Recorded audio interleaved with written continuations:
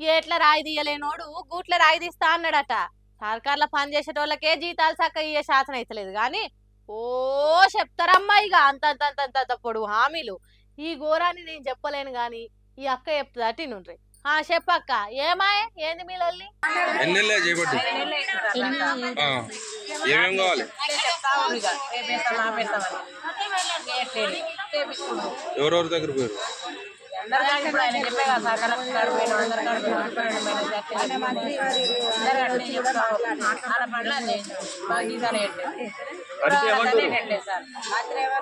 అక్కడ బడ్జెట్ లేదు పడతలే పడతలే 5 నెలల జీతాలు చెల్లించాలి చెల్లించాలి.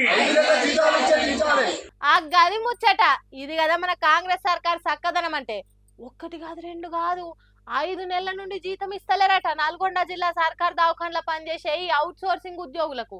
మరి సర్కార్ తనకి పైకం ఉన్నదో లేదో అని మంత్రి కోమటిరెడ్డి వెంకటరెడ్డి దానికి పోయిరట.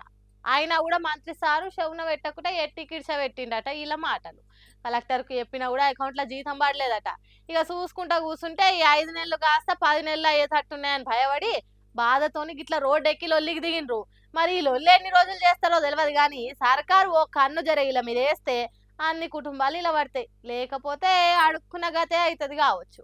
మరి జర్ర ఓ వారం అటు ఇటు అయితేనే అప్పులోళ్ళు ఈఎంఐ వాళ్ళు అంతా వచ్చి ఇంటి ముంగట జామ్ అవుతారు. అసొంటిది 5 నెలలు అంటే ఎవరికైనా ఎంత తిప్పలు ఉంటది ఏం కథ. ఇక ఈడెట్లుంటే ఇక్కడ చూడుండ్రి.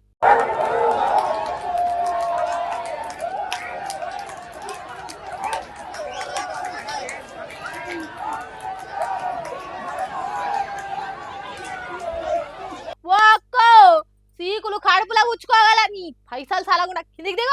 వీళ్ళంతా నేషనల్ హెల్త్ మిషన్ ఉద్యోగులు.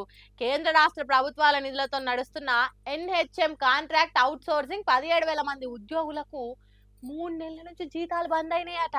అందుకే షిగాలూతురు గేట్లెక్కి పాపం సర్కారు వీళ్ళకు నడుమిట్లా పోలీసులు వాళ్ళని ఆగబట్టలేక తిప్పల పడుతుర్రు.